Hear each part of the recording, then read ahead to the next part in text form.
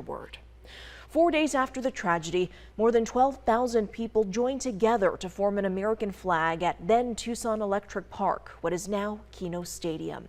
That's where we find 13 News reporter Sean Mahoney, who spoke with those who organized that event back in 2001. And Sean, the number of people who showed up that day was far more than anyone anticipated. Yeah, that's absolutely right, Mary. I mean, there were 12,000 people who came here to Keno Stadium, as formerly known as Tucson Electric Park, to form that human American flag in the outfield. But there were thousands more that were in the stands who didn't even get the chance to make it into the picture. They had so many people showed up, and it's become a symbol of how this community comes together after tragedy. Something many of the people I spoke to today say is important to remember all these years later. It's like instantaneously I knew I wanted to do it. In the face of tragedy, Tucsonans stood together at Keno Stadium. That's me, and that's Jacob. Something mother and son Vida and Jacob Clarkson remember over 2 decades later, with his now iconic picture a part of their home decor. To look back on this now and get to say we were a part of this, it's something to be proud of. Despite only being 6 at the time, memories came flying back for Jacob stepping on the field again.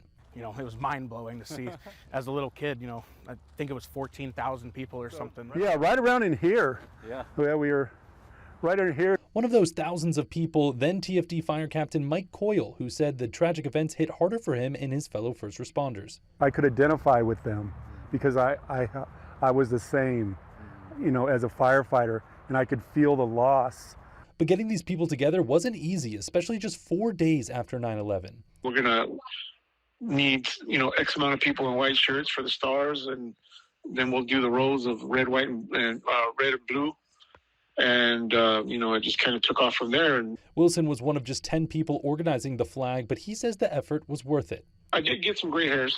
I'm not gonna lie to you, because when you're trying to do something like this, you want it to be perfect. Obviously the outcome was more than what we anticipated, and all these years later it's still emotional for people like Coyle. We wanted to be together, and we wanted to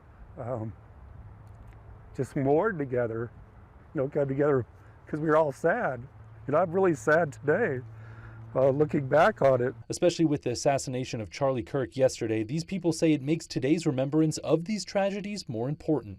It was the time where it didn't matter, what you believed in, what party who you for. support. It was, hey, we're going to come together America. And we're going to get through this. All encapsulated back then and today with one word: hope.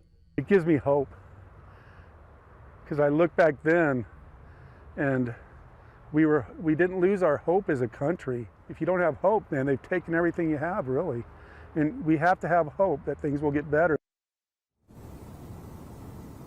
Now, officials with Keno say this all started with just a conversation with a local radio station and turning into the iconic image that would go on to be featured on pages like Sports Illustrated, and just powerful words, powerful images, and just overall a symbol of hope. A lot of these people who reminisce today say they remember 24 years later. Reporting live outside of Keno Stadium, Sean Mahoney.